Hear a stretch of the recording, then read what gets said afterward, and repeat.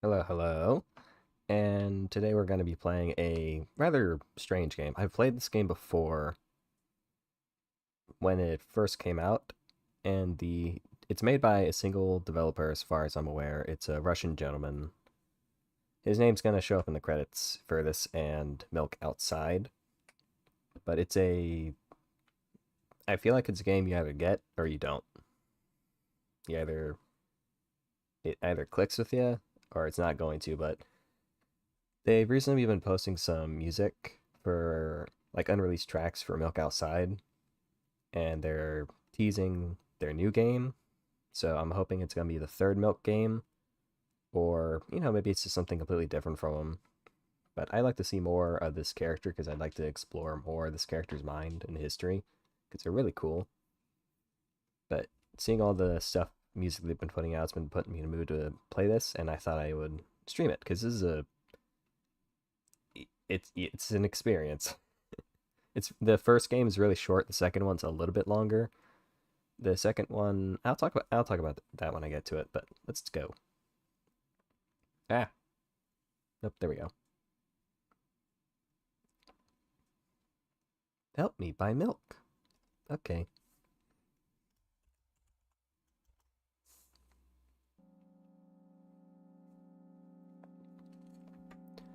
I walked down the road to the store and rehearsed my speech.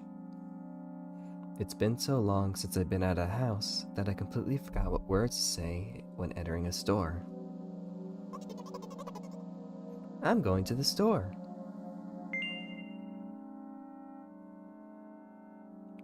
Who are you talking to?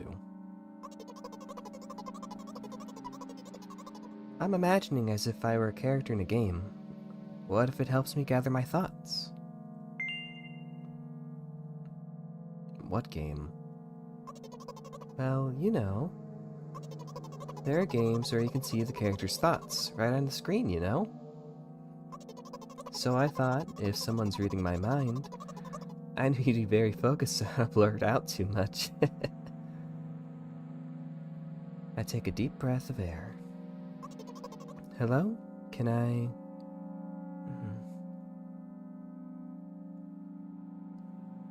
Crap, I forgot.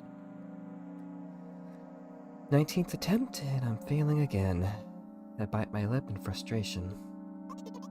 So, once again... Hello, can I get... Wow, that's a whole word more. Thank you, I'm trying my best. I think this time I sound was longer than usual.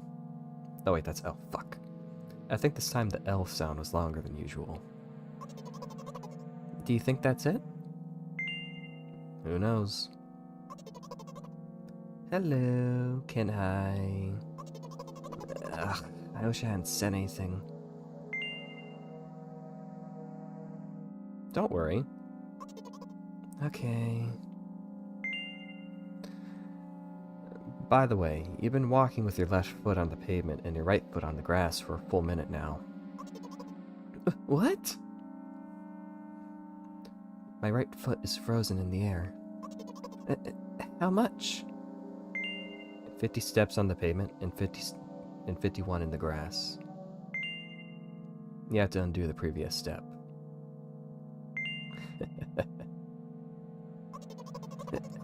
How do you imagine that? It's not the first time this has happened.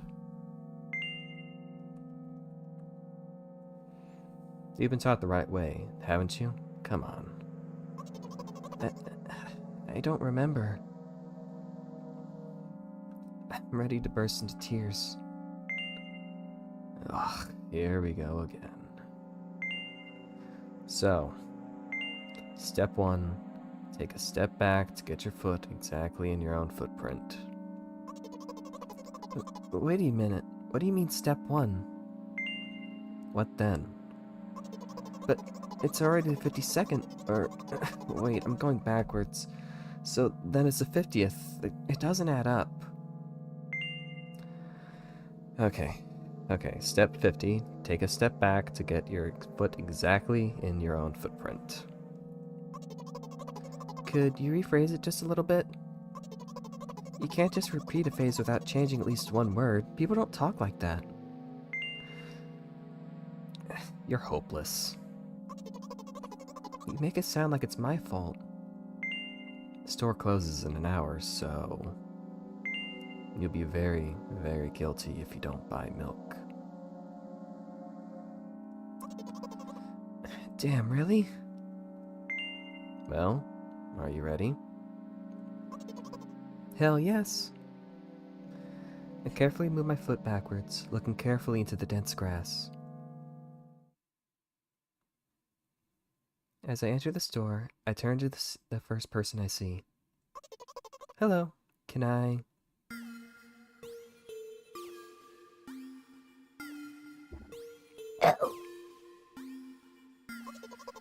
Excuse me, what? Excuse me, what? Excuse me, what? Excuse me, what? Excuse me, what? You shouldn't have done that. He's obviously not going to change his lines. You run the risk of ending up in an endless loop. Excuse me, what? Excuse me, what? Excuse me, what? Excuse me, what? Excuse me, what? What?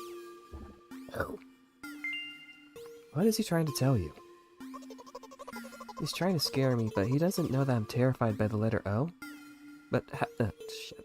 He's trying to scare me, but how does he know that I'm terrified by the letter O? What's so scary about it? I have a frightening image when I picture it in my head. I can show you. Explaining won't be enough, but keep in mind that Acost doesn't...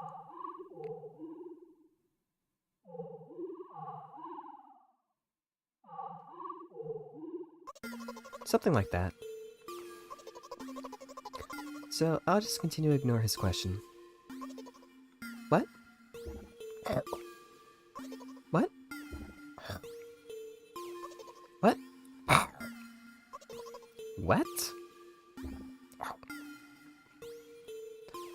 I gather all my will into a fist. Oh?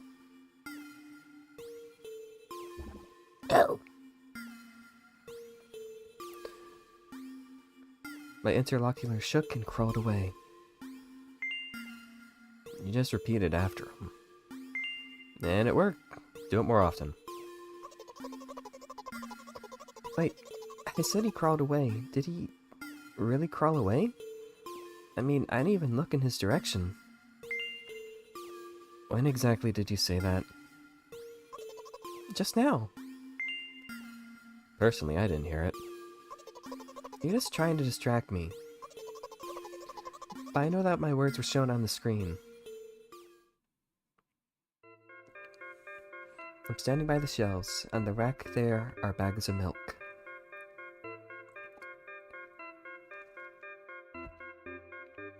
We both stand, and the milk lies? Or maybe... Hey, slow down. Do you even remember why you're here? To buy milk? So buy it. Right here? What do you expect me to say? I guess there's something like, not here? Not here, take the bag, and go to the cash register. I guess the first sentence. And you, as if out of spite, didn't pause before the second one. You want to rob me of my little victories? I sigh and reach out to take the milk, or rather, the bag with the milk inside. Or rather, a bag of milk inside a bag. Or rather, a bag of milk inside a bag of milk. Or rather, a bag of milk inside a bag of milk inside a bag. Or rather, a bag of milk inside a bag of milk inside. Come on, come on. 15 minutes before the store closes. Hurry up. I remember what these games are called. Visual novels. And by the way, the numbers are written there in full, with letters. Are visual novels worse than books? But there the authors are not lazy, so don't get lazy either. Wait, I thought only your thoughts were visible on the screen. Not anymore, so watch your mouth. Ahem. Anyway, you heard me. Hurry up, or you'll get it at home again. I'm on my way.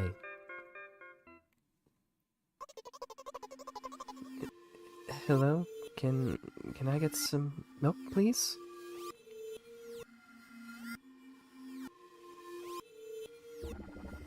You have it. Give.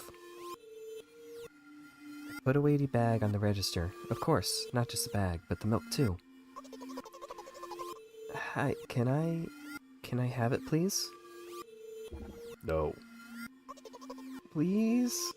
No. Please. Mom will throw me out the window if I get back without milk. No. But why not? Give more. But I don't have anything else. Hey. What? Pay for the milk. Really? What would I do without you? I take a crumpled bill out of my pocket and hand it to the cashier. He starts to carefully examine it. It took about 2 days before he nodded contentedly and put it in the cash register. Thank you. Goodbye.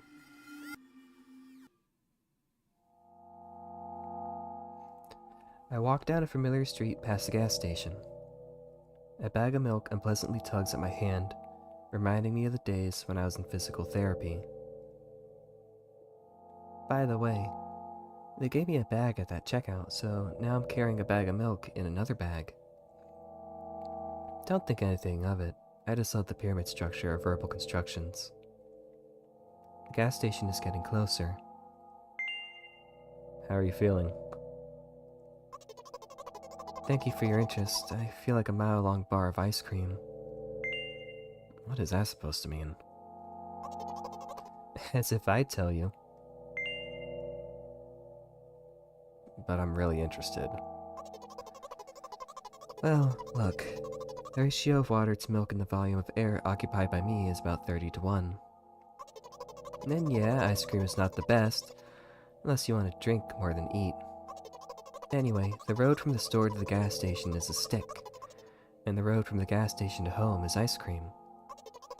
During today's walk, my body has been to every part of this path. Simple math. I see. I feel movement under my feet, asphalt grains, petrol stains. I'm trying to keep my balance, and how do people move over something as uneven as a city plane? Gently, heel, toe, I count in my mind every meter of the path I walk. I even close my eyes for more concentration. Hey, watch out! Huh? I unconsciously take a sharp step to the side. At the same moment, a huge bear rushes past me with a wild screech. Hey, I'm walking here! I cast a reproachful glance at the swiftly departing giant. Its red eyes, in turn, look at me with mockery. Did you see that? How brazen. It was a truck. Oh, really? Although, if you think about it, are there bears with eyes on the back of their heads? You could have died. Come on, are you saying someone would seriously want to kill an innocent girl carrying a bag of milk? The world is a cruel and dangerous place. I'm not in the world you're talking about.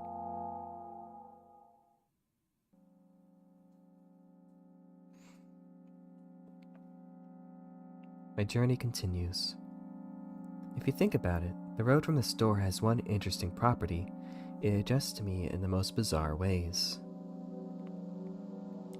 When I'm in a hurry, all the traffic lights turn off helpfully, When I feel like crying, a cloud appears over me and pours rain streams that hide my tears.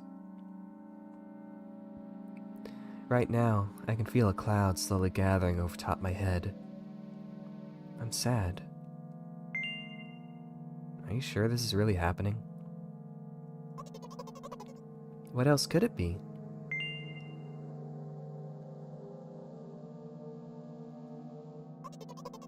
You know what? What? Since I'm a character in a visual novel, I want to talk to whoever is reading this right now.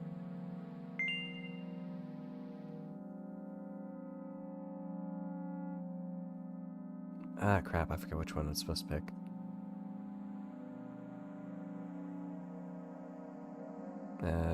If you say so.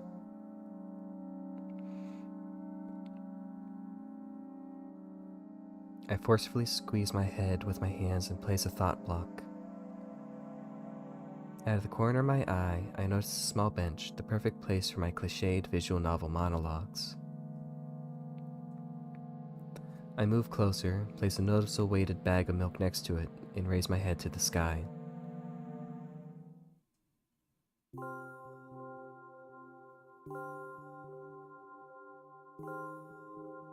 Listen. I'm a little embarrassed.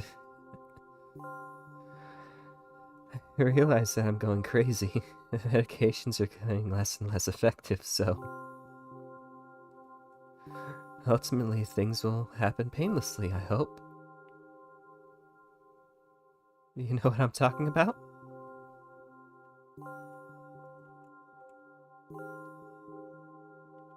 Please capitalize it, you're ruining the narrative.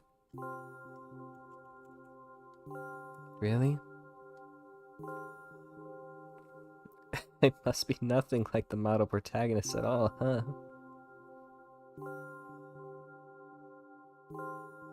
To be honest, I haven't read very many visual novels.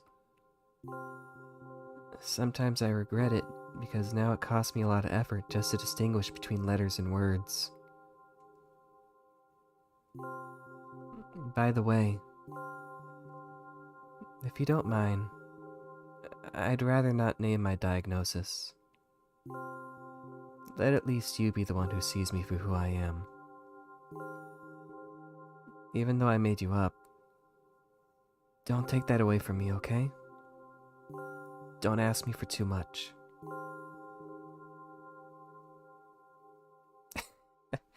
How stupid does this all seem? From the very beginning, you've been following me, reading my delusional thoughts, hearing my silly little conversations. It must seem crazy and weird to you.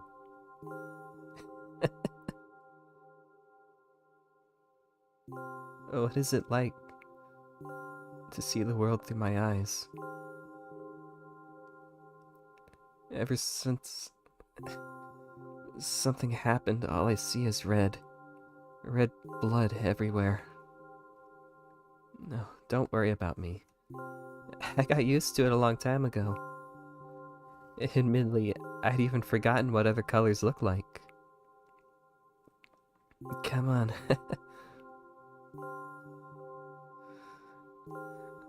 Those monsters from the store, they didn't scare me at all. After all, I know they won't hurt me. Sometimes I think that they themselves are afraid of me.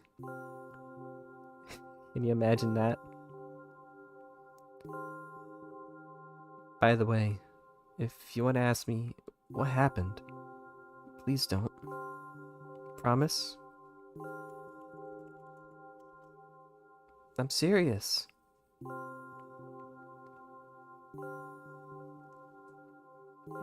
Of course you couldn't help but ask.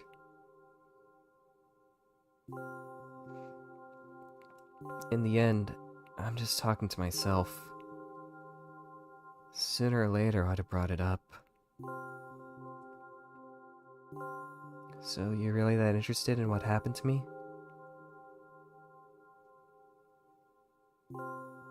I won't waste time. What do you see?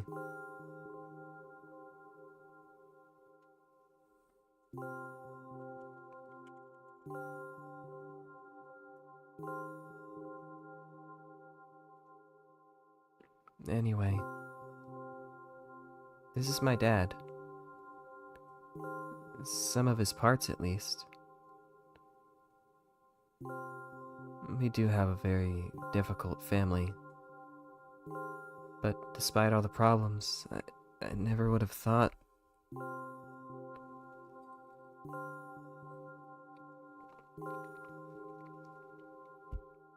Sorry. I shouldn't have raised my voice. Anyway, he jumped out the window and died. This is my last memory. Then, a long gap.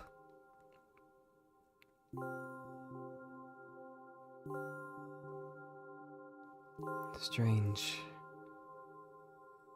Very strange. Today is the first time I've ever been able to buy something in a store without a major incident. Of course, the medicine helped me. However, I think it's more your merit. I kept thinking, we mustn't screw up in front of the reader, or, oh my god, what will he think? I don't know why I decided to become a visual novel character for the sake of going to the store today, but it clearly paid off. Thank you. By the way, it seems to me that there are some boundaries in our communication. That's how I like it. And yet, I've been so sad lately. I've been thinking more and more about what my life has become. Ever since my dad... Well, you know... Day after day, it's the same thing. I tried so many medications that I hardly feel any difference between them anymore. As long as they help me keep on my feet, I'm happy.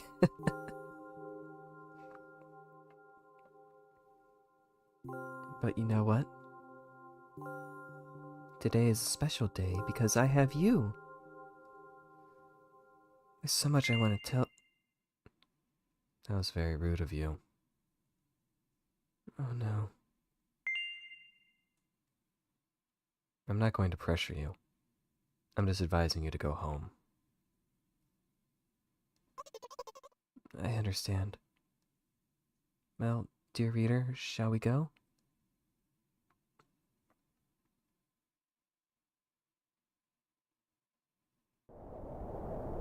When I get to my floor, I hang over the railing. Repeating this action every day like a ritual, I stopped being afraid of heights altogether. A few minutes ago, the effects of the medicine finally wore off, so I just enjoy the blissful silence. When I'm under the influence of drugs, terrible and unpleasant melodies sound in my head. Mixing with the sounds of the world around me, they create a terrible dissonance in my head. I turn around and go to my apartment.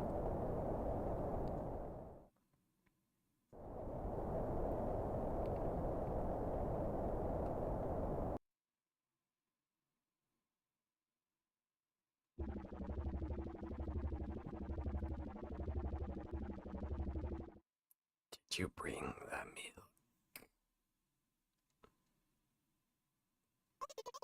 Hi, Mom.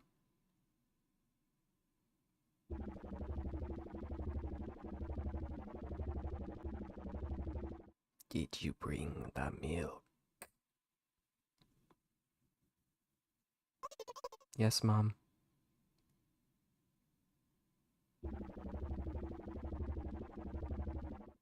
Did your new medicine help? Yes, Mom.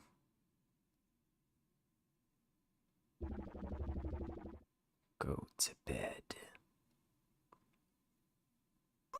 Yes, Mom.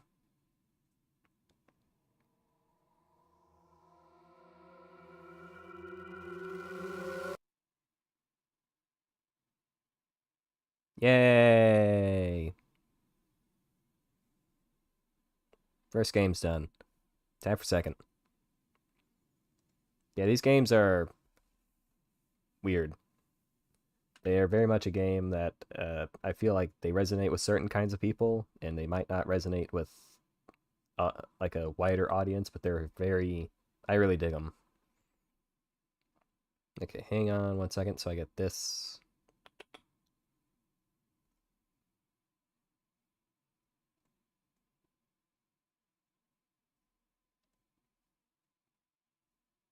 Okay, hang on.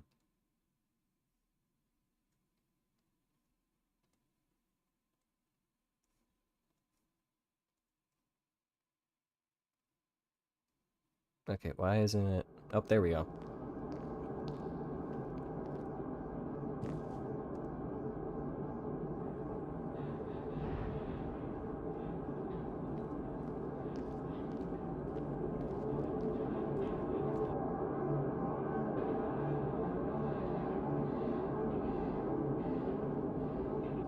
This little intro cutscene is a recap from the outside perspective of the game we just played.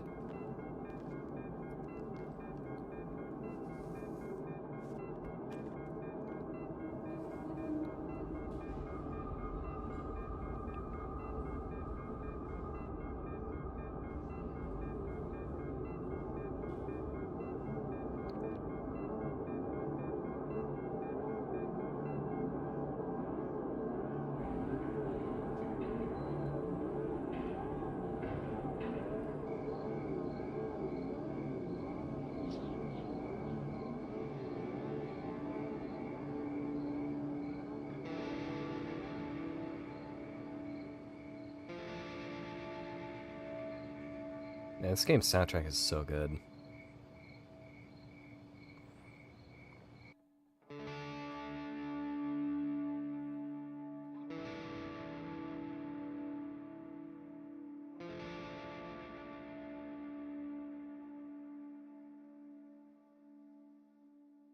Up, stream. There we go.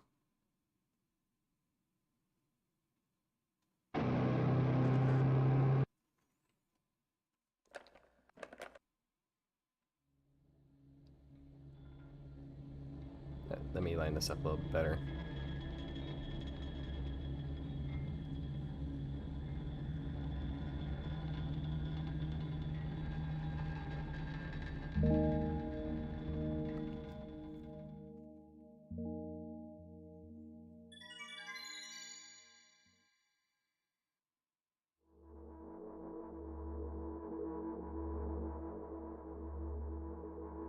I'm walking to my room, trying not to look around. Playful shadows dance around me here and there. They dash all over the walls, the ceiling. One of those shadows whizzes past me, touching my face ever so slightly. I smile, continue walking, paying it no mind. Sometimes it's so easy to lose self-control and track of time, spinning in a joyful dance. But I'm in a bit of a hurry here. Mom told me to go to bed.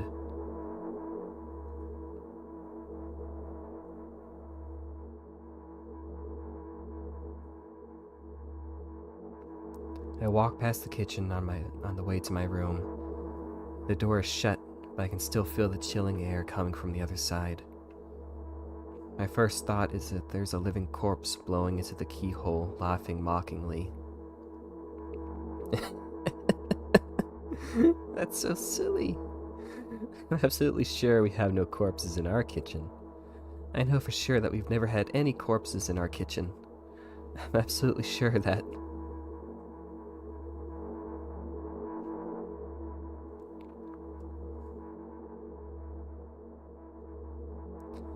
I break into a run and dash toward the closed door. The shadows intensify their chaotic dance. Are they trying to stop me or calm me down? I don't know. It doesn't matter right now, don't you get it? I wave my hands around as I run, trying to chase away my annoying pursuers, but then I suddenly realize I won't be able to stop in time. I've got no other choice but to break the door down. If there's somebody inside, I'll surely scare them to death. But wait, how can I scare to death someone who's already dead? What if it actually revives them? No, I don't want that. What do I do? I couldn't fully complete my thoughts, so my shoulder hit the door and it flew open.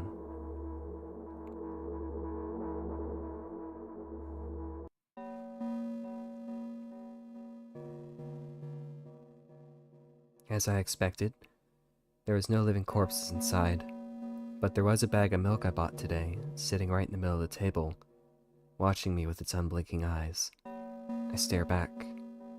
Nothing happens. Although, what exactly did I expect? Gratitude? Have I done something that warranted it? A bag of milk probably doesn't care whether it's on the shelf in a store or on the table in my mom's kitchen. On the other hand, nobody will drink milk inside the store, which means I took it from the safest place in the world into the scary unknown. I'm so sorry, you poor thing.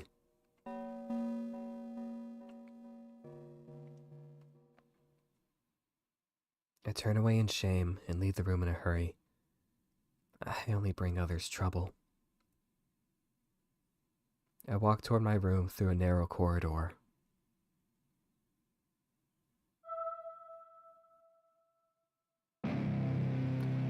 I meet a familiar, formless creature at the door. It locks me in its clutches and starts sniffing every inch of my body like a hungry dog. I'm not struggling. I know it's useless. I just stay silent and endure its tight grip that stops me from moving.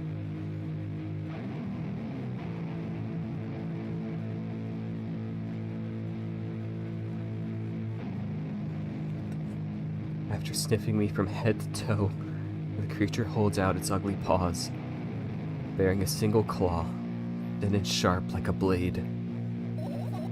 Again.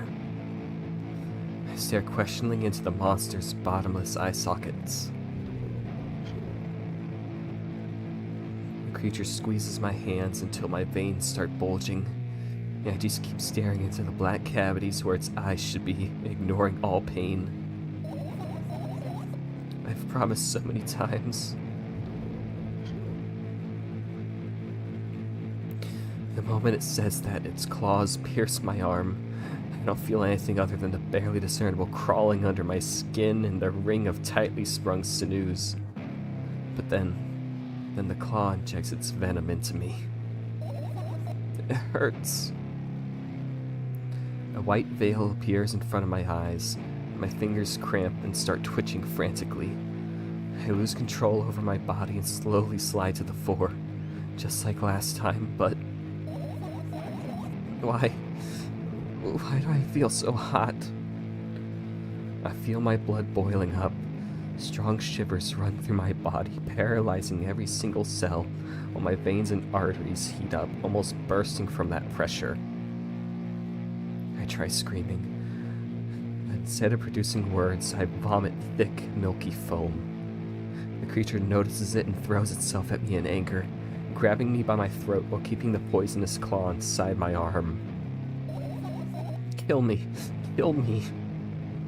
Hysterical screams resound through the corridor. In a fit of madness, the creature starts scratching my neck. Bright splashes fly everywhere, hitting the walls with a loud sound. I try to imprint where every drop fell in my memory so I could gather them all later. I need to remember. I need... A new wave of pain washes over me. Everything turns pitch black in an instant.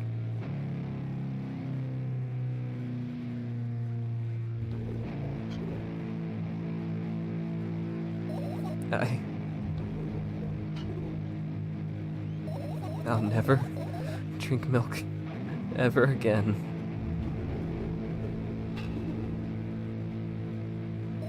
I'll never drink milk ever again. I'll never drink milk ever again.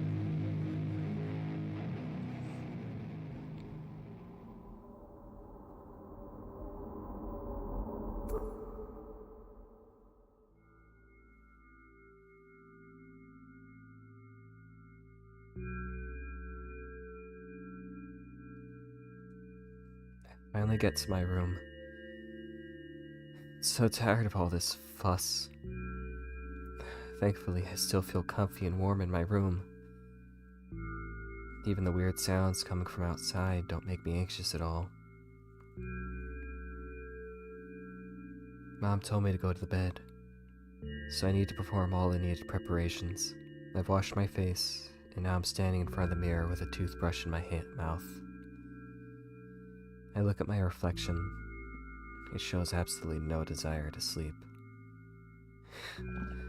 Yeah, I get how you feel. And there was a time when the last minutes before I sleep were my favorite time of the day. I loved anticipating the inevitable moment when the reality and the dream world would clash.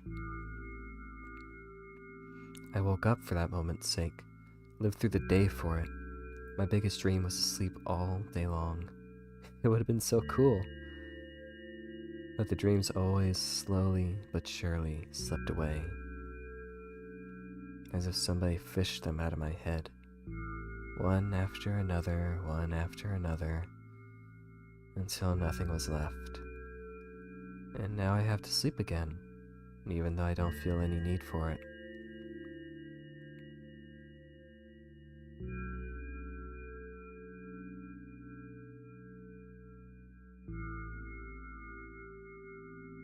After finishing with my face, I usually reach out for my pills. It's funny, but I have no idea how they work separately since I always swallow them as a bunch without thinking. Now I want to have a better look at it, to twirl it between my fingers, to chew on it. I'd do anything to stall for just a little bit more time.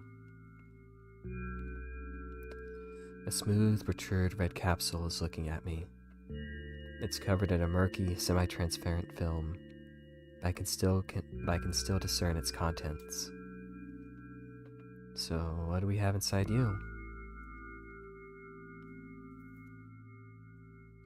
I gently press on the capsule from both sides, and to my surprise, it turns out to be soft and squishy.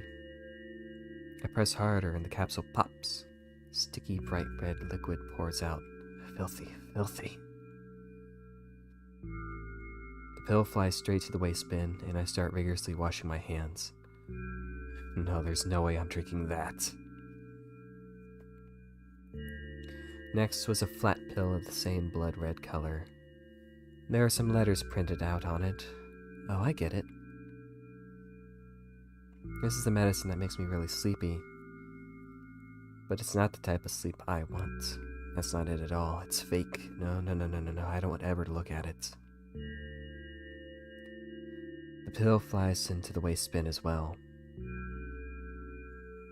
The next half an hour goes by in a similar fashion. I study every pill from all sides, and then I find a reason not to swallow it.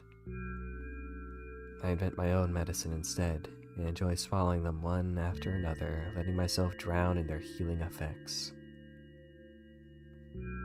Hey, my neck doesn't hurt anymore. Hey, my hand doesn't hurt anymore. Hey, my head doesn't hurt anymore. My heart doesn't hurt anymore. Hey, my stomach doesn't hurt anymore. Hey, my eyes don't hurt anymore. How come I didn't think of this earlier? This is so simple. I need to brag about it to someone right away. But not to my mom. She'll just scold me. And she's sure I'm sleeping already anyway. I don't want to disturb her with that reason. I'll think of something myself. Besides, I just really want some small talk. I wonder, who's going to be my conversation partner?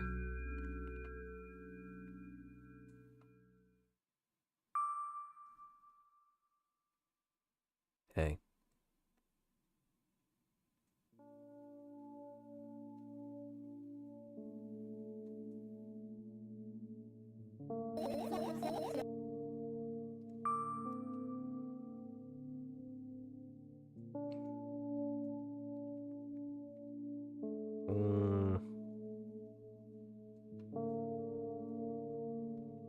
I don't want to be mean. I don't want to be mean to her. I like her. Like, it's hard not to feel bad for her. I'm gonna go get some water real quick, and then I'll actually like give like my idea of like what the opening scene was with the mother. I'll be right back.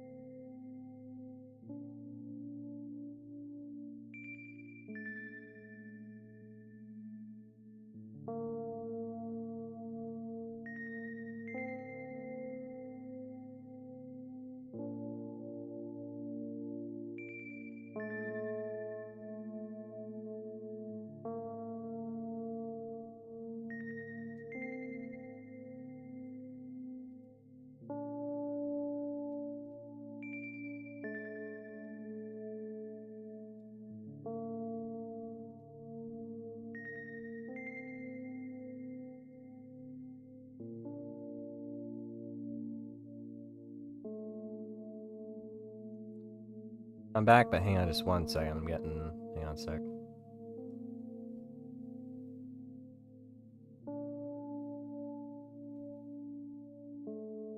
Oh, okay, it's hot. Oh, okay. Why are you... Don't worry me like that, YouTube.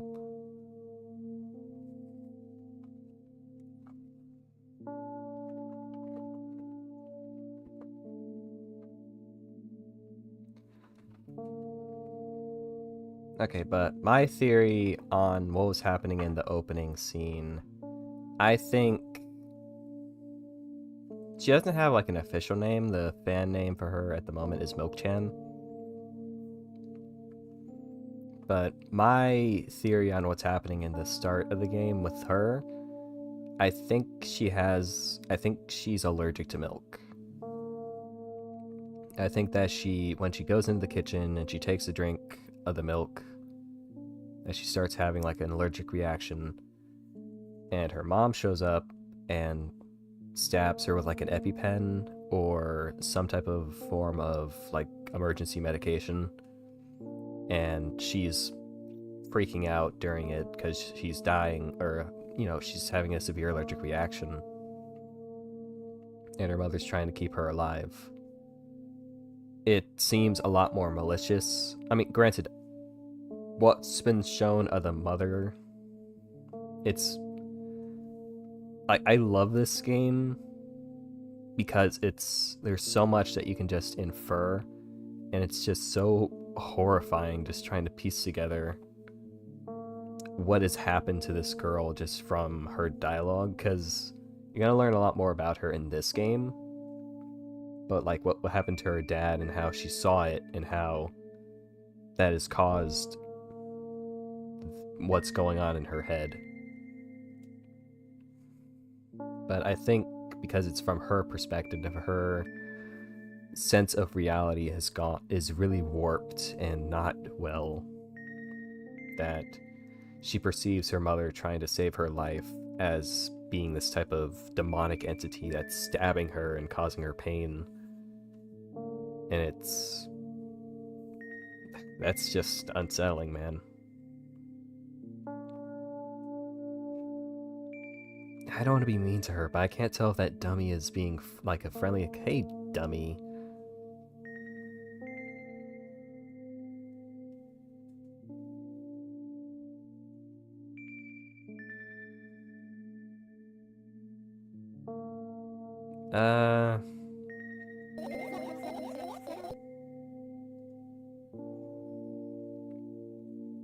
Naturally, I've read the manual.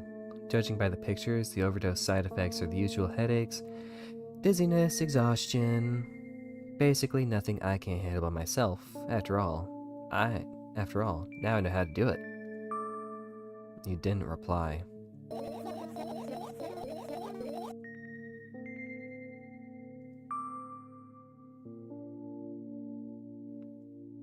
God, her medication, like, okay, so the POV of the character that you are playing, you're playing as her medication.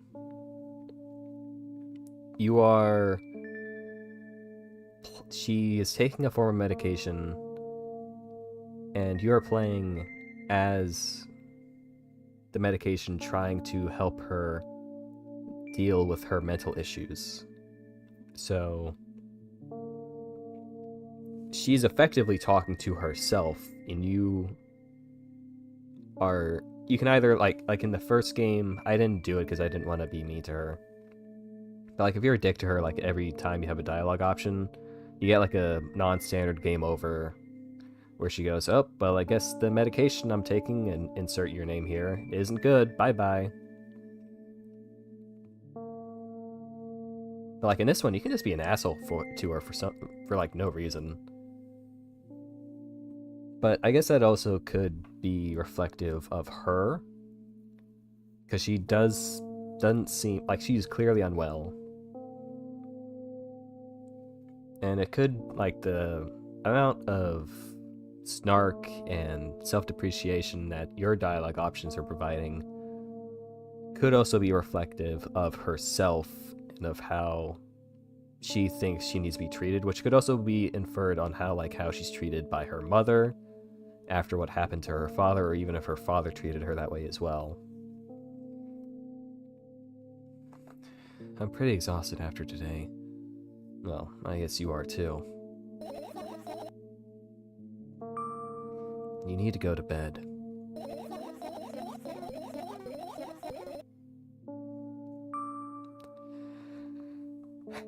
How to stay silent until the medicine's effects wear off. How about that?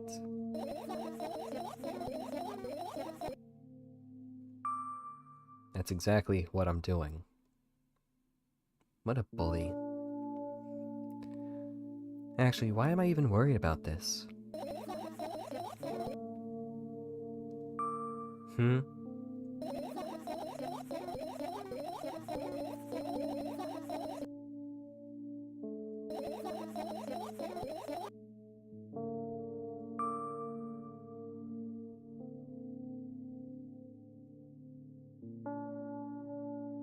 What made you so happy all of a sudden?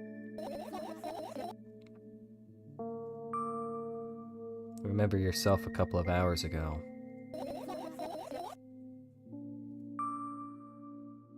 Stop lying.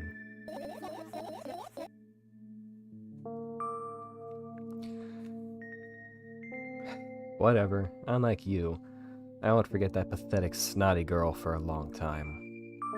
She just whines and whines all the time.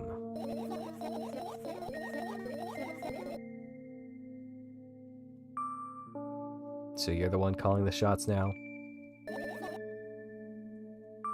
Well, let's see how long you can last.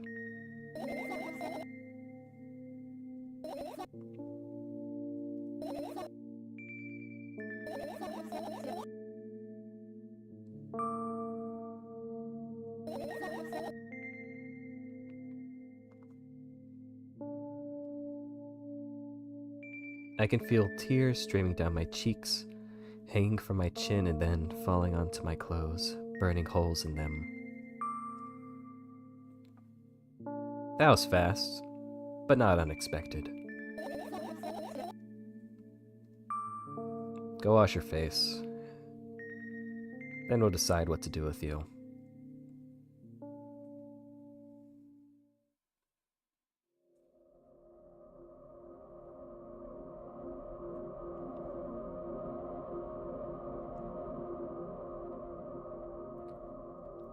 I'm in front of a mirror again. I keep staring at my reflection, trying not to get distracted by the sneery looks the walls are giving me, trying not to drown in their giggling. But then me in the mirror also shows me a creepy smile, bares her teeth at me. I shut my eyes, but that doesn't help. It wouldn't have helped even if I sunk through the floor. I start counting in my mind. 2 squared, 2 by 2 squared, a square squared, a square pyramid squared, a pyramid structure cubed, a pyramidal structure hypercubed. I feel better.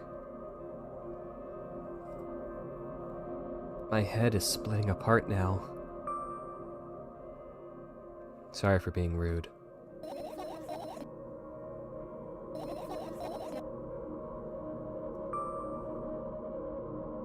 Fine, you can keep on blaming yourself, but don't overdo it.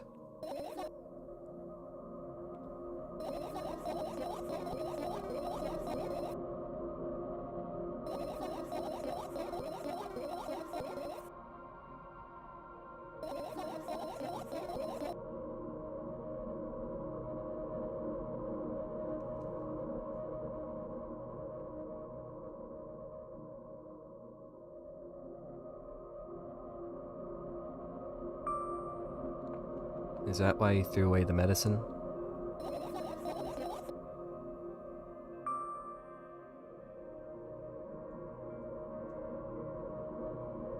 Whatever it was your decision.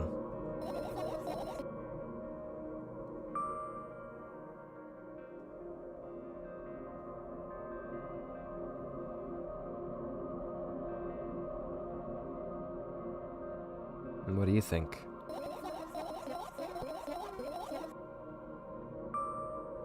Then why did you do that?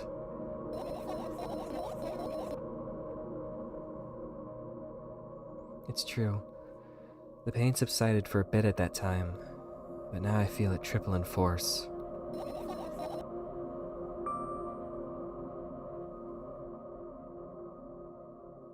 You know what to do. Dejected, I reach out for the shelf with my medicine. I will swallow the pills one after another, chasing away the unpleasant visions that keep floating up in my memory. And yet, my mind still draws a terrifying picture. Lumps of coagulated blood and transparent coating travel down my esophagus, scratching its soft walls, leaving behind furrows. I shake my head violently. I don't care if it makes me feel dizzy or worsens my pain, I just don't want to think about something so repulsive. You still haven't changed. You're afraid of being alone. This worries you much more than pain.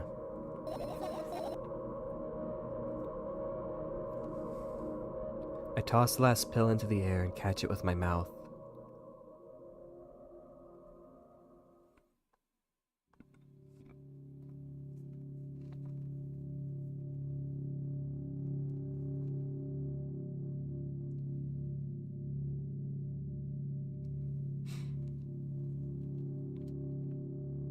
I lie on the floor and look at the ceiling. I can clearly hear water running in the metal pipes up there. I hear the cracking of concrete blocks that will someday surely fall on my head. But I'm not afraid of that at all. I can't imagine my death coming from above. Rather, it's rearing claws from somewhere below, waiting for me to lose focus.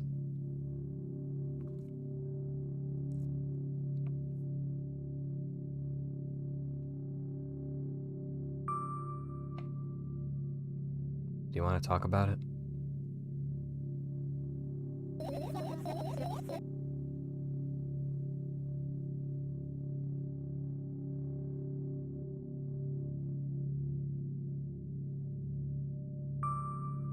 What do you want then?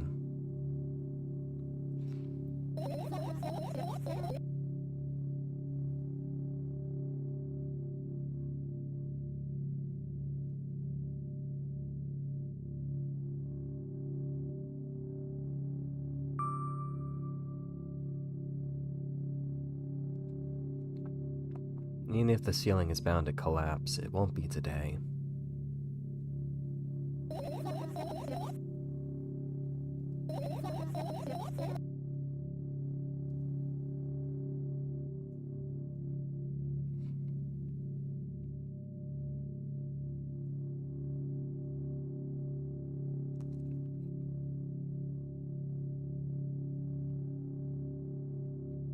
I carefully extract thoughts that are yet to be fully formed from my head and lay them out on the ceiling in orderly rows. Now it's my corkboard.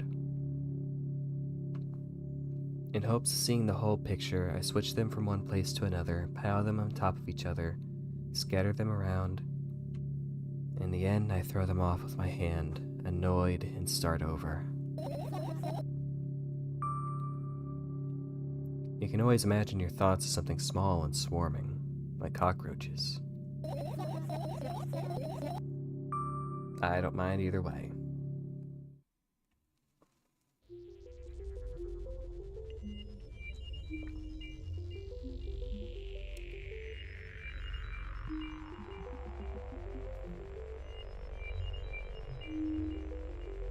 I don't even have time to blink before my thoughts, they're fireflies now, start whirling all over the ceiling of their own accord, forming whimsical patterns.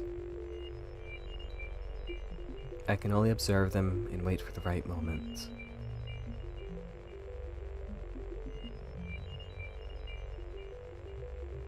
It's just that moment doesn't come.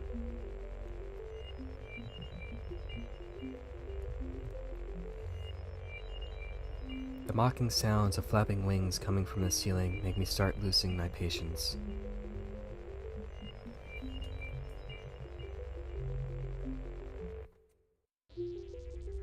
Yeah, excuse me.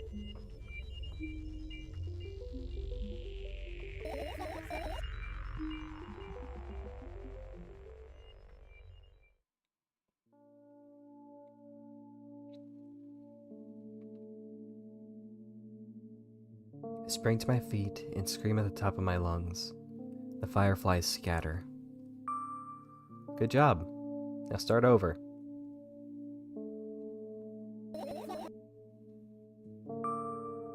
Uncivil behavior makes you look bad. So that doesn't bother you?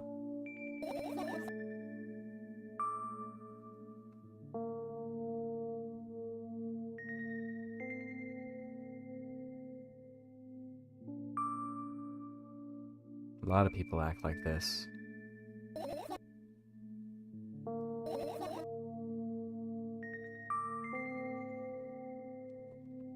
There's nothing shameful about snapping at someone, if you have a reason for that. You did have a reason, didn't you? You'll surely get better, believe me. And now, start over.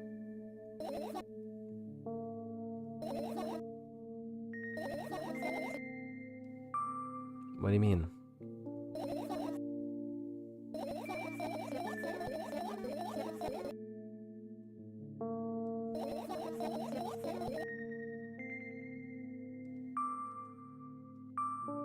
Fine. I raise my eyes to look at the ceiling once more. Sadly, all my fireflies seem to be hiding somewhere.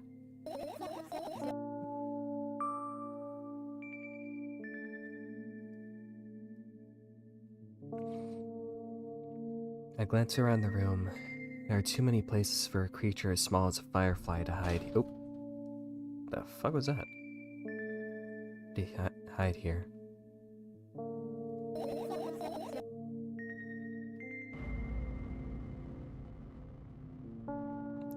Suddenly, I hear a deafening rumble.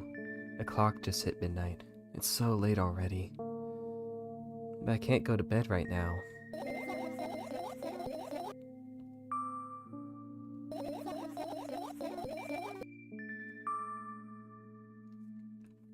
What were you thinking while lying on the floor?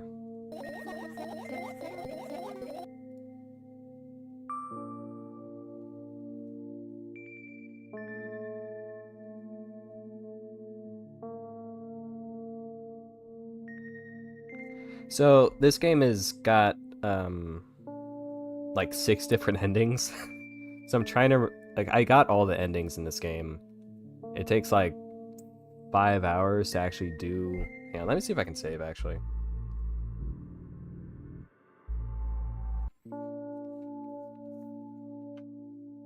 But this game has like 5 or 6 endings. I've gotten them all. It's just I do not remember how to get the certain endings. Because I would like to show, because there's like a bunch of different routes, but there's one in particular I want to see because it reveals a lot about her, and like it also just is really unsettling to watch. Fuck, I forget how this goes.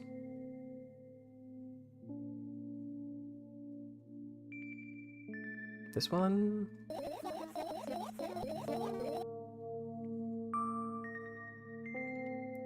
To be honest, I have no idea what to look for them. Guess we'll have to tear the whole place apart.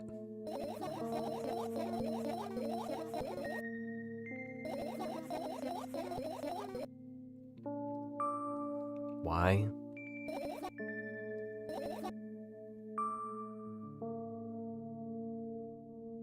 You don't have to tell me if you don't want to. Alright then. So we need to find a bunch of tiny insects inside a mountain of junk without moving anything even an inch. Am I got that right? My, oh my.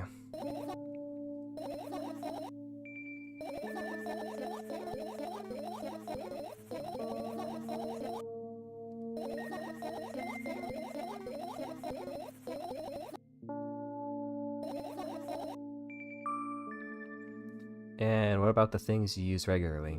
Do you refuse to touch them as well? This is so childish.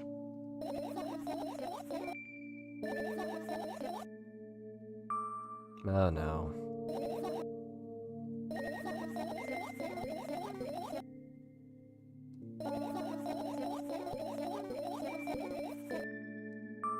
You're such a handful.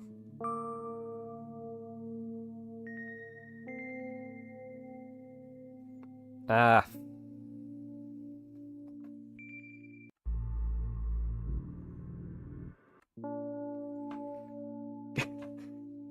It's so unsettling going into the... And like, like it's just the no-cut animation, like... Just instantly back and forth. It's just so weird. Also, I have read... I don't remember how the theories go, but I remember reading some stuff about how her sweater has like some type of mathematical meaning.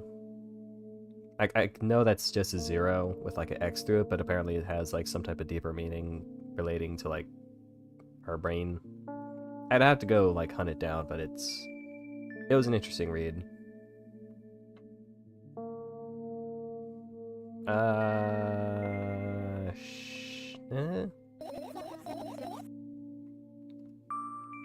I was just teasing you. You don't have to bear the whole burden. Asking for help is a reasonable decision, too.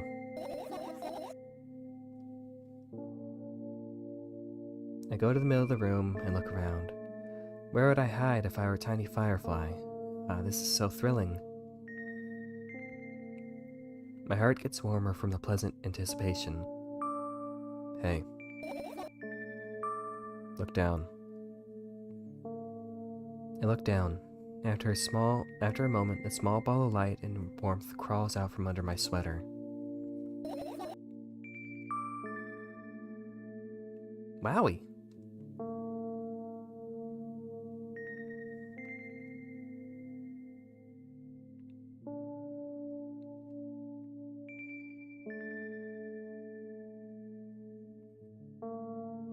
I carefully grab the firefly. It's pleasantly scorching to the touch. I put it on my shoulder.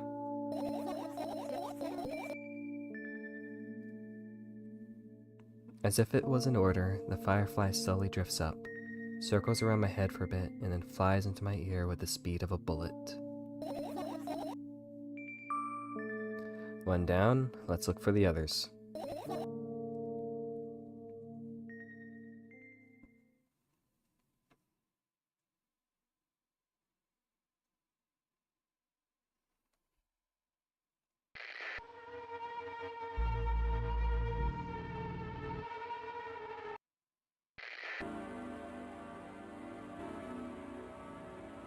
Only the most soothing of tunes. It's like you can trigger, I forget how you do it, but you can trigger it so she can go outside onto the railing.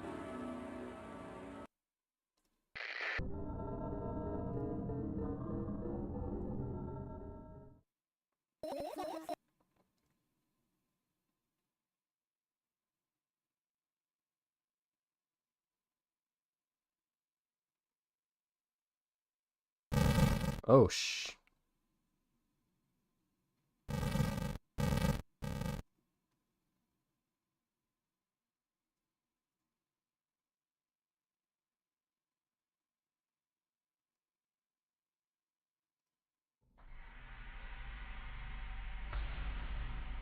I look at my laptop. I haven't touched it for years, so it's covered with a layer of dust as thick as my fingers. A bizarre item. I fear it. Why?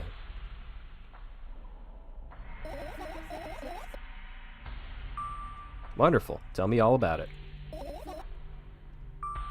I insist.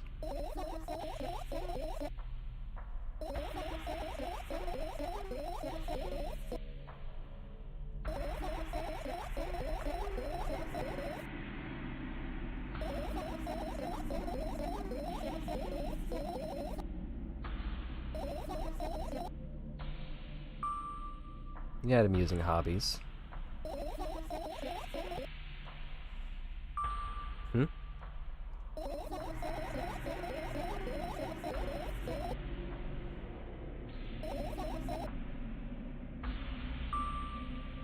As always, your analogies are spot on. Okay, I imagined.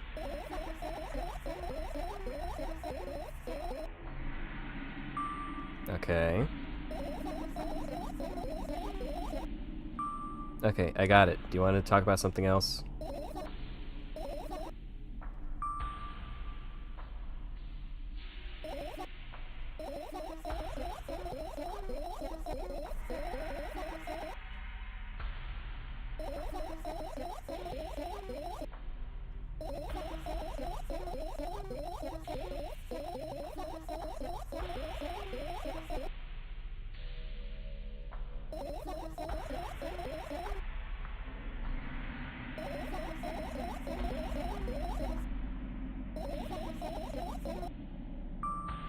Gosh. This time, try to avoid stupid hamster analogies.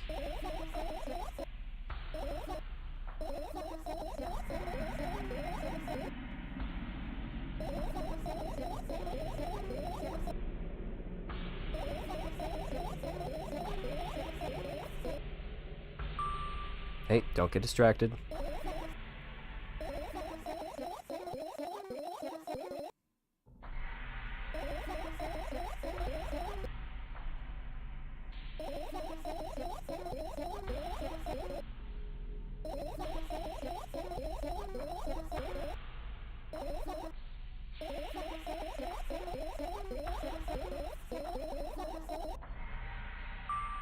Get to the point.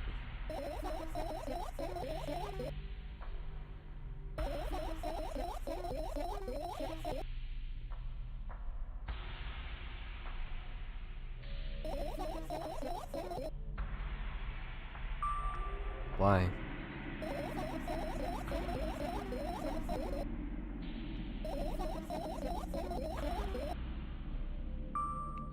Not really. Why do you call them your friends?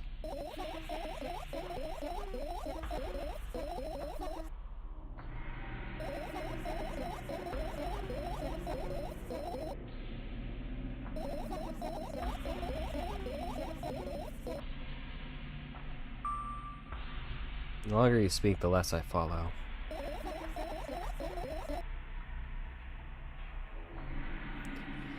I sit on the floor, and a laptop screen ends up right in front of me. The only thing reflected in it is my dim face.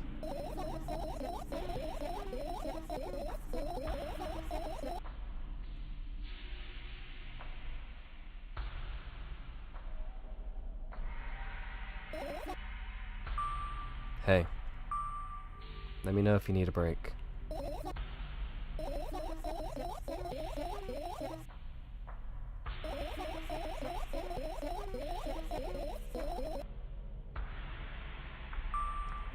Hey, look.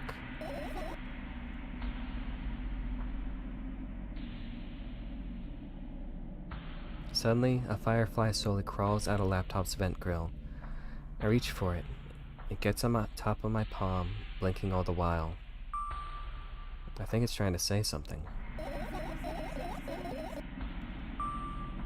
Looks like a cipher. Don't you want to crack it?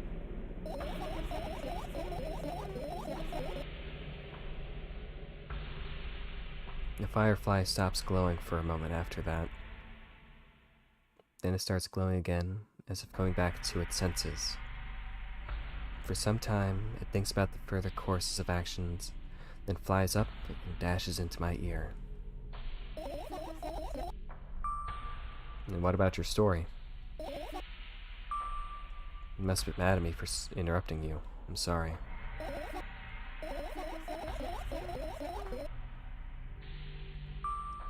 Do you promise? And if you forget? What code word?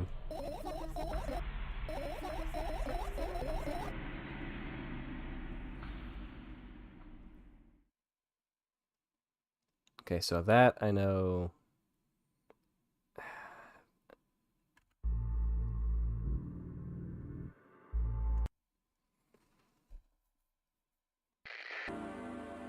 So I know that is good for unlocking that.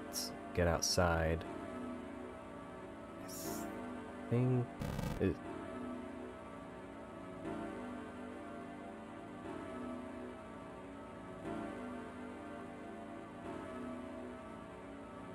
Trying to remember what the other one is.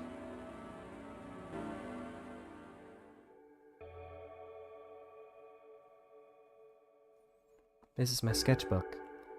Half of its pages are blank, which means it'll still be good for a couple of years. You draw that rarely? Why?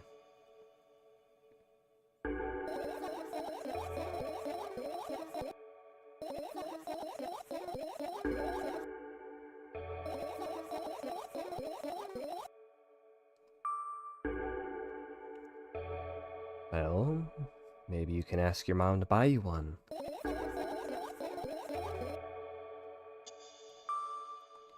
Don't play dumb. Ask your mom to buy you a notebook instead.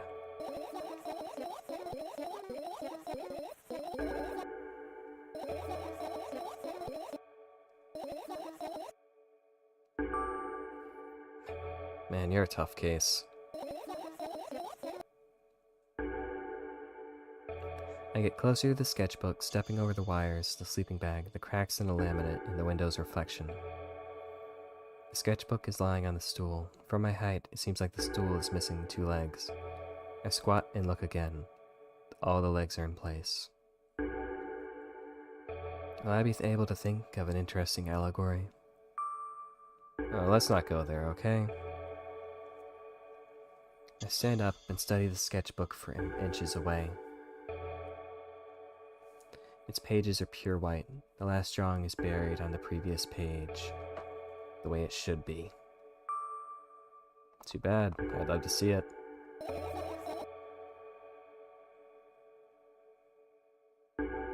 A sudden gust of chilly wind breaks into the room and makes the pages rustle. I shut my eyes. A distinctive sound of pages turning echoes with my headache in my head. I know what's going to happen. The rustling has stopped, even though the wind is still howling from every direction. It can only mean one thing. The notebook is open on the first page. If I wait a little longer, the wind will close it. I won't have to look if I wait a little longer. If I wait, open your eyes. It's okay, just do it. Calm down. Calm down. Calm down. Calm down.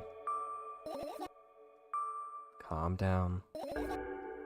Calm down.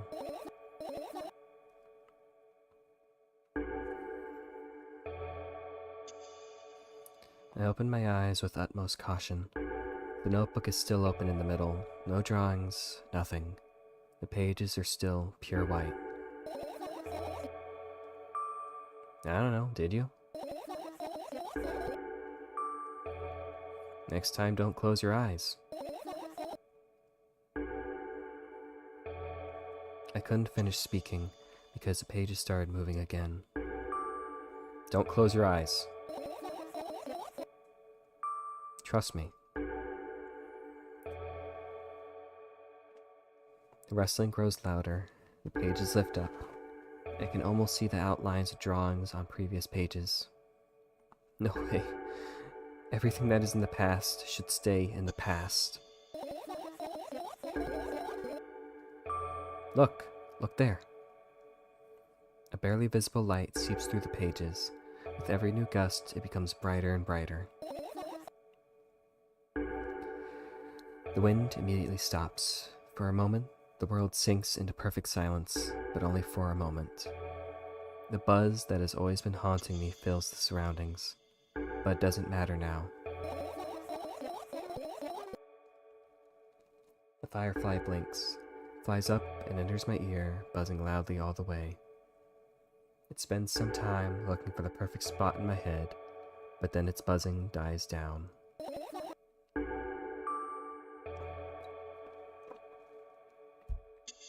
Are you okay?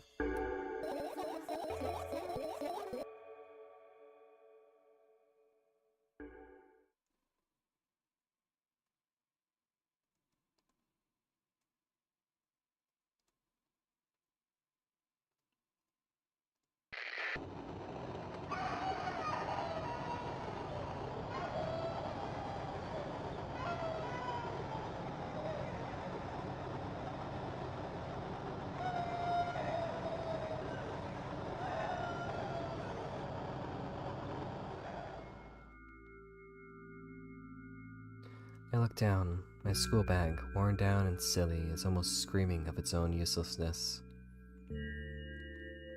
From another angle, it looks like a full belly. Its contents are also regurgitating, decomposing, and turning into a sticky, mushy substance.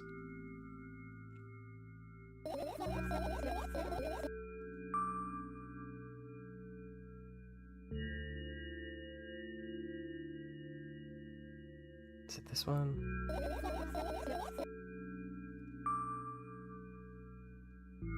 Is it me you're laughing at?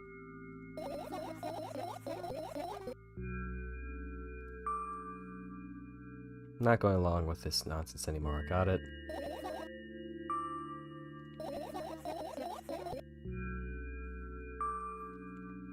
Tell me what's inside your bag instead.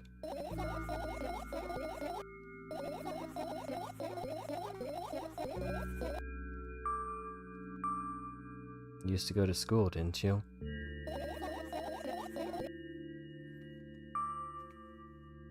Are you sure you understood my question?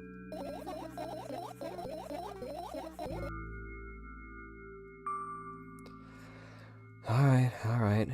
What did you like the most there?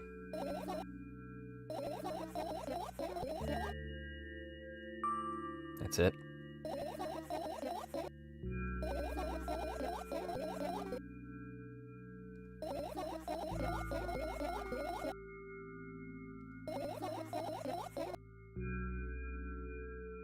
I smiled gently, absorbed in more memories. You never graduated, though. Do you remember your last day there?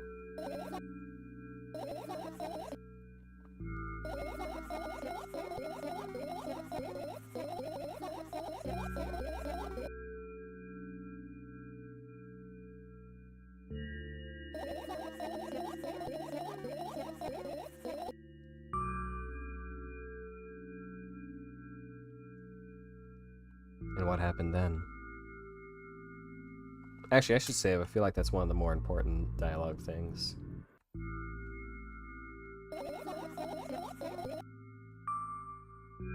Tell me about it again. Please.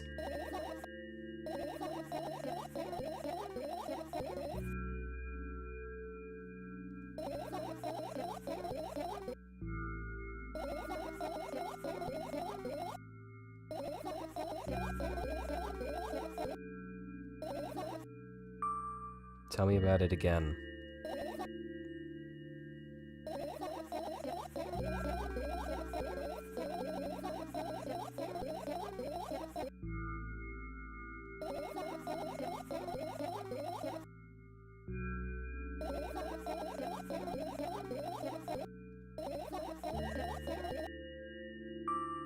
No. You'll tell me again.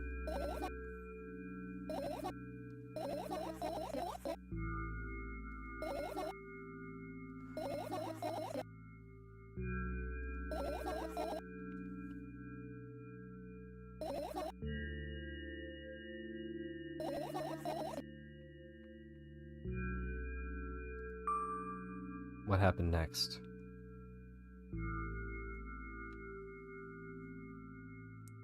Suddenly, I feel someone's eyes on my back.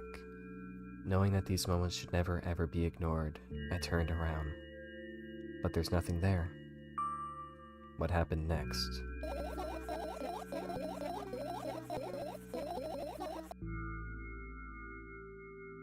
I look at my bag again.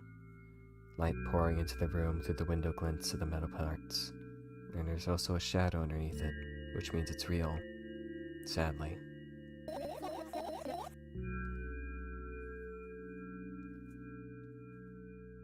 I almost end up kicking the bag in a fit of anger, but I manage to stop myself in the nick of time. If I move it even an inch, the whole picture will collapse and I'll go blind. It has already happened countless times. What do you mean you'll go blind?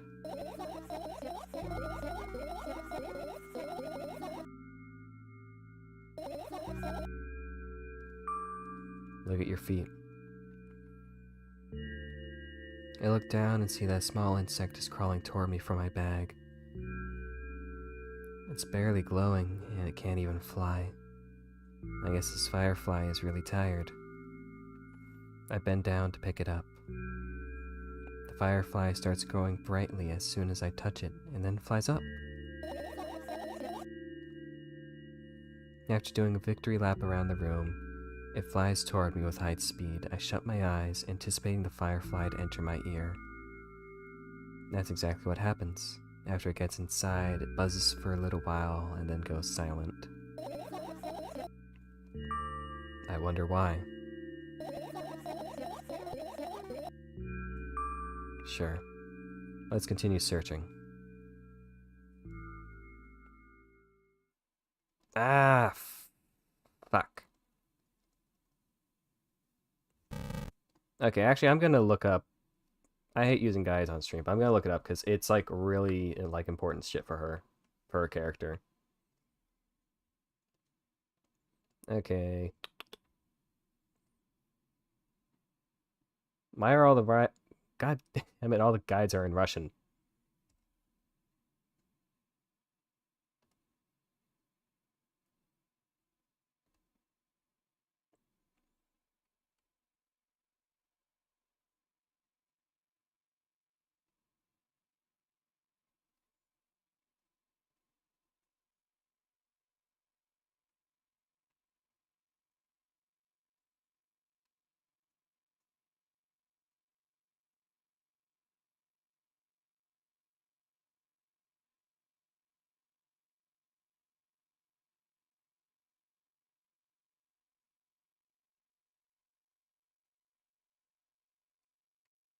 Okay, maybe. Okay.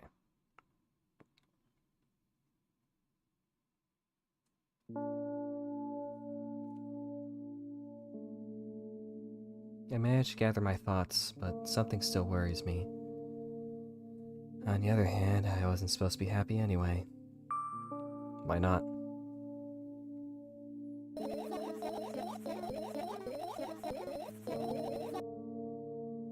Oh, zero sum. That's what her shirt meant.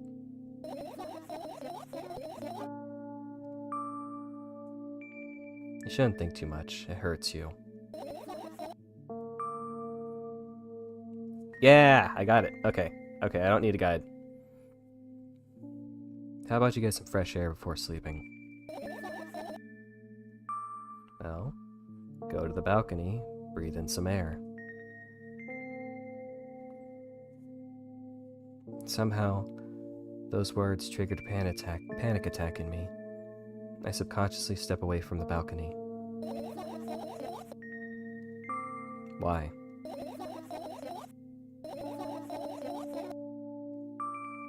There's no way somebody cares about you that much.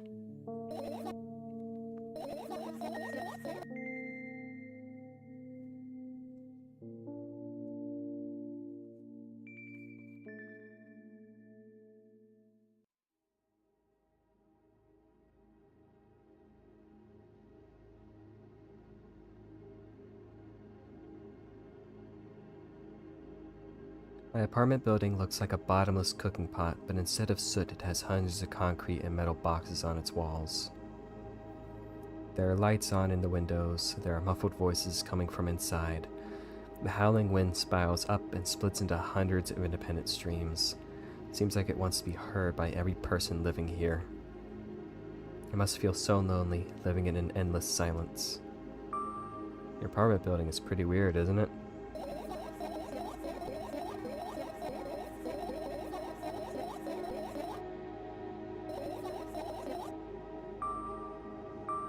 How do you feel?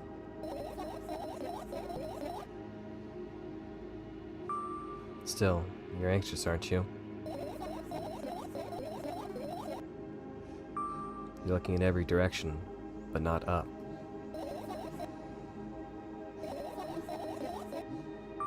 About what? Can small stuff make you terrified? I climb up the metal railing and let my legs hang down. I sneak short glances at the abyss from time to time. It replies with angry, cold breath. That's how we interact, like old friends.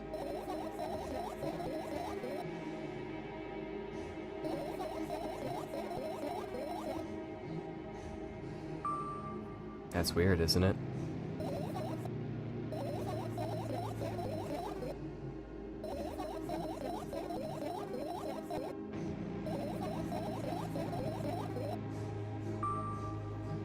You believing in this is the definition of craziness. Another gust of wind blasts against the pot's walls, smashing the glass to dust and blowing away the concrete crust. I, on the other hand, feel a gentle breeze that only ruffles my hair. You are the one to remember your promise. You don't need a code word anymore.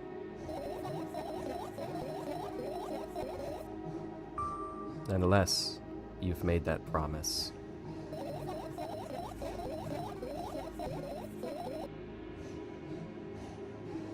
I bent down and imagined falling into the abyss. I have exactly 2 minutes before I meet my end.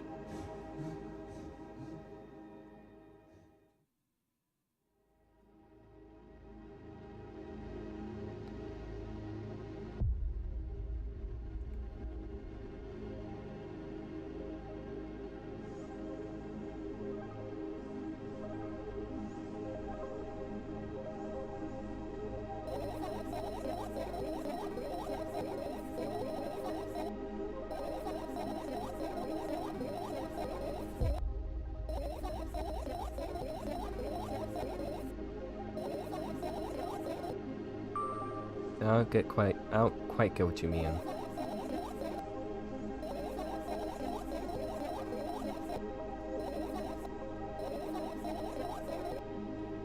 Why?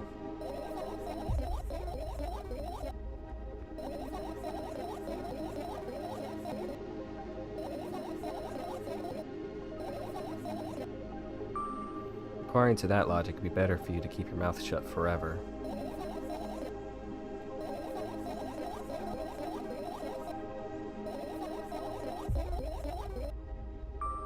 Don't get distracted, so what was that about your friend? Come on, gather your thoughts.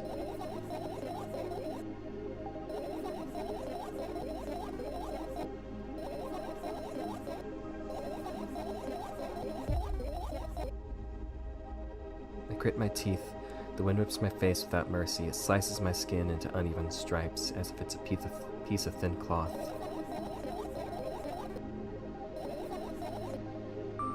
Yes.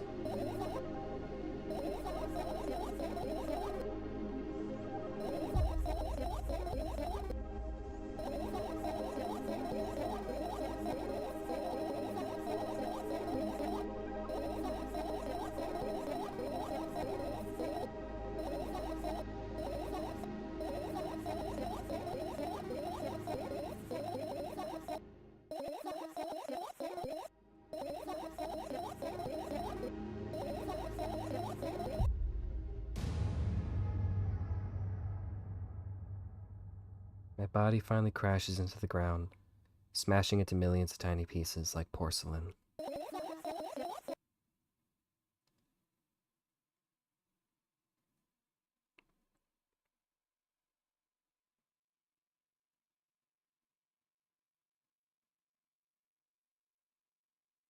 I return to my room.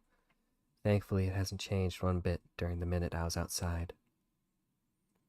Without a second thought, I go toward my laptop and yank the power cable from the outlet. That's it. That's it. What are you going to do?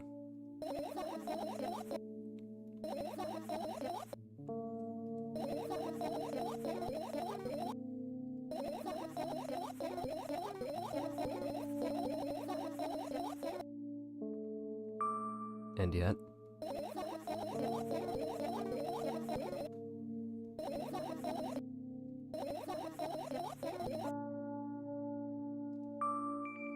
you won't take another pill?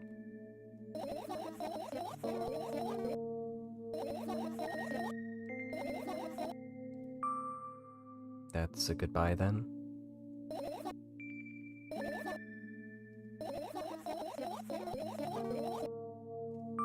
What is it?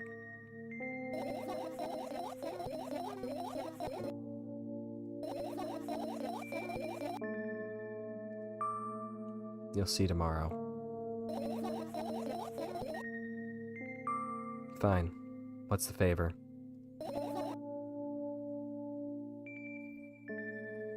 I nervously scratch my wrists and bite on my lower lip. Wait a minute. You're afraid to tell me?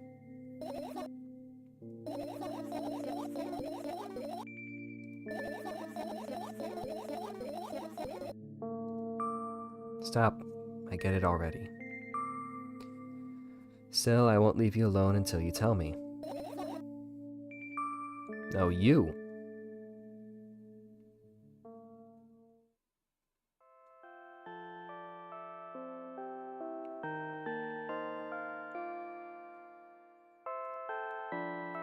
I crawl into my sleeping bag. Lower part of the room is very cold. I hurry to wrap myself in blankets, even though the electric heater is working hard to keep me warm.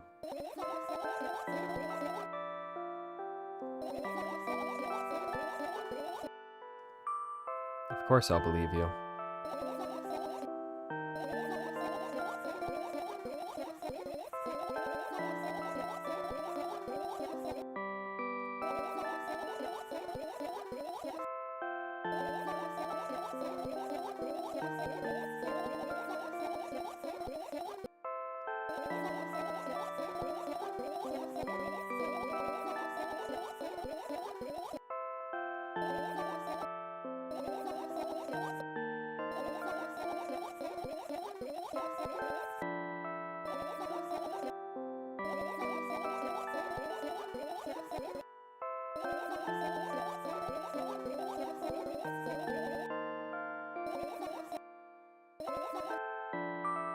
Well? Still too scared to tell me? Use your hands. Oh, sorry. I start chaotically twirling my fingers with enthusiasm, forming complex shapes. You want me to tell you a bedtime story?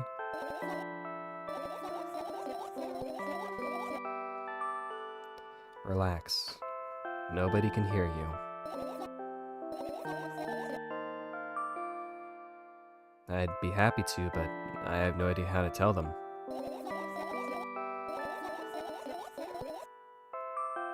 Sounds silly. And meaningless. I know enough to realize that we'll just end up wasting time. Let's focus on something actually important.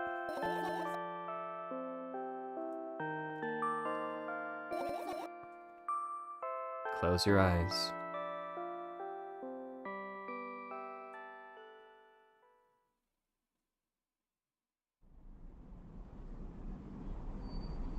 Oh, which ending is this? Hello, thank you for choosing our pizzeria.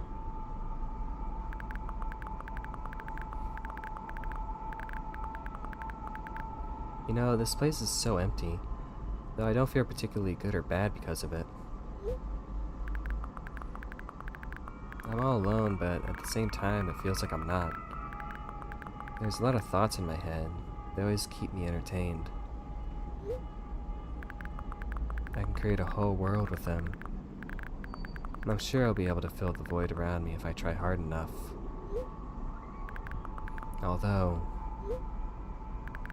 no matter how much I think, my surroundings don't change. Yes, things happened in my head, but they never left its premises. And it's not like I tried to suppress them. Maybe they are afraid to come out?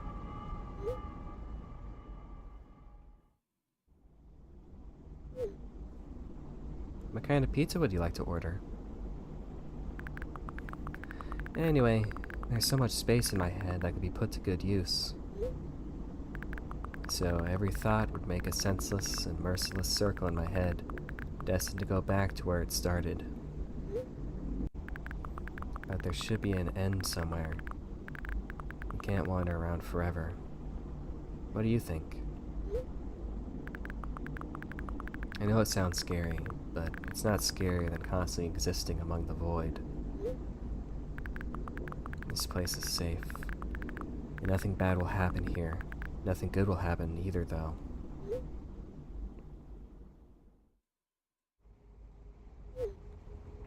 Please note that we have a special offer right now. 3 pizzas for the price of 2. Yeah. There's probably nothing good in having the same thoughts over and over. What's the point of having them anyway? I could have escaped from here, but I feel like my thoughts aren't helping me at all. They should be ashamed. Probably. It's nobody's fault that I can't even see a door here. I would have had it easier with one. I tried to find it. It turned out to be a waste of time. No matter where I look, it's not looking good. Pun not intended. And that strips me of the last bit of hope for salvation.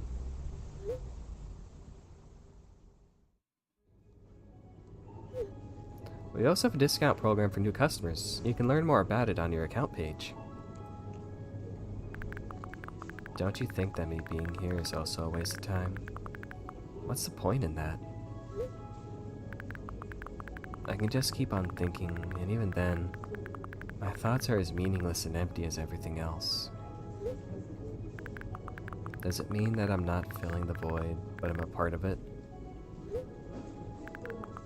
Then why should I feel anything? Why should I know that I exist? Although, I'm not even sure about that. This place is always neither warm nor cold, it's neutral. But at the same time, if I think about warmth, I feel warm. Maybe this world corresponds to my thoughts.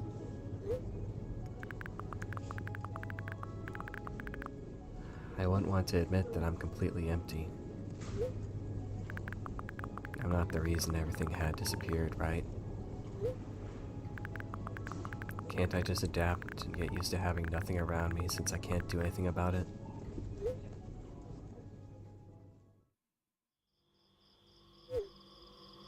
Are you ready to make your order?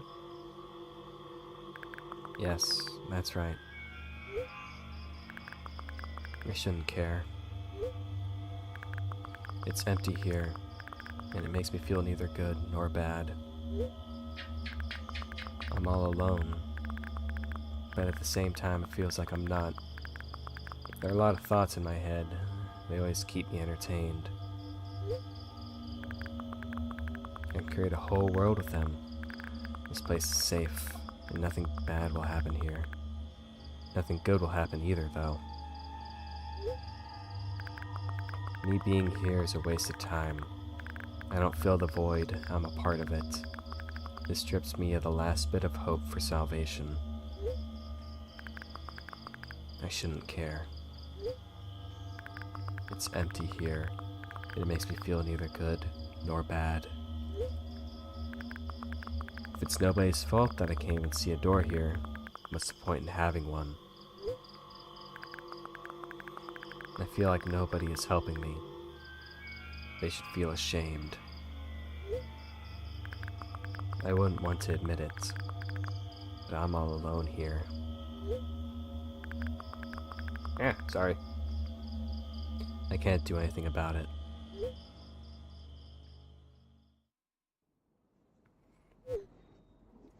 Please note that we have a special offer right now. 4 pizzas for the price of 2. I don't care if this place is empty, you hear? I feel neither good nor bad. I'm all alone. My head is full of thoughts. They eclipse the world around me. This space is pretty cramped, but at least it's safe. Even though I'll never feel good here. Does that mean existing is a waste of time? I need to decide, and my thoughts will help me. They'll lead me to the exit, and I'll be able to feel proud of myself. I'll be able to save myself. At the same time, I don't really care anymore. This place is empty, but it makes me feel neither good nor bad. I'm alone, but my head is full of thoughts, a whole world, one might say. If I try hard enough, it'll be able to fill all the void around me. Still, no matter how much I keep thinking, my surroundings don't change. Yes, something happened outside of my head, but what was it? There's not enough space for my thoughts. It's already filled with something else. Even if there's nothing around me, I'm still here. And my head is full of thoughts. If I try hard enough, so the world isn't empty after all. I can't see anything.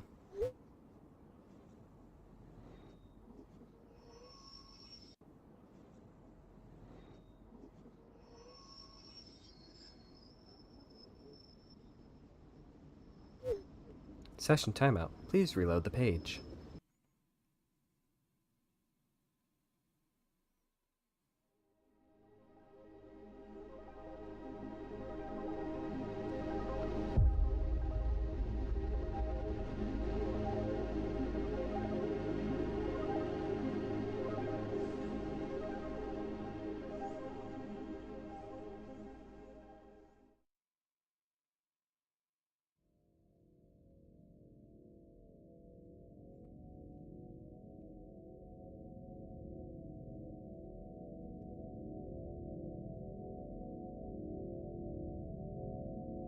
So that's one of the endings of the game. There's, like I said, there's about 6 or so.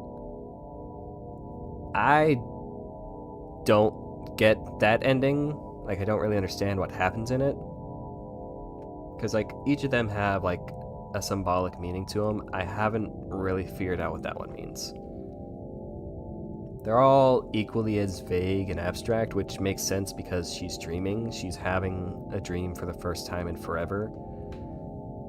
And it's very good at replicating the nonsensical aspect of a dream. Yes, like the other endings require you to learn other aspects of the character. I think the stuff I went for was the stuff I found to be most important for her, of learning of the day her father killed himself, of her being picked up from school. She was acting out from something or another. It's unclear how long she has been mentally unstable. Well, not mentally unstable, mentally unwell. If she was having some type of episode at school and her father picked her up and the mother wasn't there at home and he jumped off the railing that night. And then her having anxiety and nervousness being around the railing because that's where her father died, and replicating the thought process when she's telling her medication of meeting an online friend, being like, she doesn't view online people, the people on the internet, as actual humans anymore due to meeting this one guy, revealing too much information about herself, and then him doxing her, harassing her, botting people to just spam harass her and pretty much force her off the internet. So I really like this game. I understand that, like, a lot of it's very weird. It's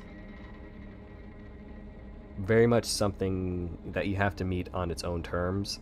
I know you can definitely see why this is niche and indie, because you gotta at least have somewhat of a grasp of, like, mental illness and stuff like that, and be able to understand, like, what you are seeing and reading is not representative of what might actually be what happened and is being told, like, what you're trying to understand. Like the scene at the start, if you were just going, spooky visual novel, weird visuals, without understanding that you are seeing the perspective of someone who's probably schizophrenic and is seeing their mother trying to save their life. Even if the mother's like the mother just seems, granted it is an unreliable narrator, but what has been shown of the mother, of her being absent from the house the day the father killed himself, of her being rather mean to her daughter, and her daughter hating her to the extent that she does. And she's like, she visualizes her in her own mind as being this evil creature. But yeah, this is just a really damn good game. I really, really hope that the next game that this dev is working on is Milk 3. Because I would like to see more of this character, see more of the relationship between her and her medication. Because that's also just like a novel thing. I've never seen a game do that. And I feel like this is also like with Half-Life, of this could not be told, this type of narrative wouldn't work in anything but, like Spec Ops as well, wouldn't be as effective in anything but a video game. Because how would a story of being the medication for a mentally unwell girl while she is reliving her trauma and trying to process what she's going through and seeing it from the eyes of her view on reality, like, that's not something that can correlate. Well, I mean, maybe a book if you really want to stretch it. That'd be like some really avant-garde bullshit that would be very difficult to read and very difficult to publish. Like, I don't see it working as a movie. I don't really see it working like other type of art forms. But I really like games like that, this wouldn't work in it as anything but a game. But this dev is really talented. He does, like, the entire soundtrack. You can buy the soundtrack as well. It's I love like the really grungy riffs and like the guitar and like how soothing the music is and like in her room and how unsettling the other music and the other scenes are. It's a masterclass of audio visual presentation, because like everything is black and everything is outlined in red, and you go, okay, maybe this is just an aesthetic thing, and then until the Milk Chan mentions that she would be blind if anything was moved, and then you realize it clicks in your head. Oh, it's nighttime, so it's dark. The lights are out. We're just seeing how she visualizes her room because she has the mental image of her room in her mind. We're not actually looking at things from her actual visual perspective like we were in the previous game. And even the titles themselves of Milk Inside a Bag of Milk in the first game, because we are inside of her mind, we are seeing things from her eyes. This is Milk Outside a Bag of Milk because we are seeing things from outside of her eyes. We are seeing things a little, not objectively, because it's still subjective to her perspective, but we are seeing things from the outside world looking in. God damn, these games are so good. Like I said, these are weird, these are very niche. I can see like if some people wouldn't say they're horror, air quotes, because it's not like blood, guts, and like violence or anything too crazy, but this I find is some of the most horrifying content I've ever experienced in a medium. Just like, because horror to me isn't just like violence. I find stuff like this to be very horrifying as well. Yeah, so that's why I really love Silent Hill. It's like, yeah, there's spooky, scary monsters in it, but the scariest part of Silent Hill is implication of what you don't see, what you are only able to infer, and what you have to figure out on your own. And in this, of figuring out the girl's the passing of her father, her relationship with her mother, her living conditions, of dropping out of school, being bullied and harassed online into isolation.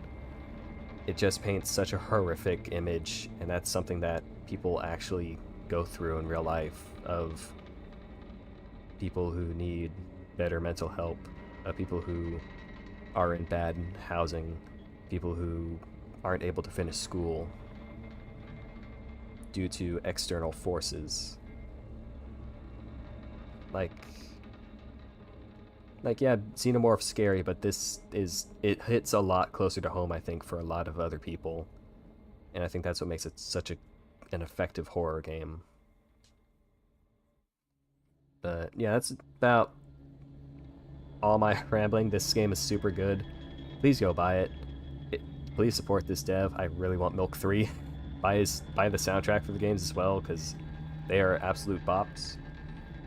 I do like listening to the soundtrack for when you're in the room. It's very relaxing and calming. I like to listen to it a lot. But yep, that's it. I'll be starting Resident Evil 7 next week. I knew that these games would be done in just a single stream, so I just wanted to do this. And then hopefully Milk 3 will come out soon. But yep, that's about it. Thank you for watching, if you watch it live or if you're going to watch the VOD. Hope you have a good day or good night. And that's about it. Bye-bye.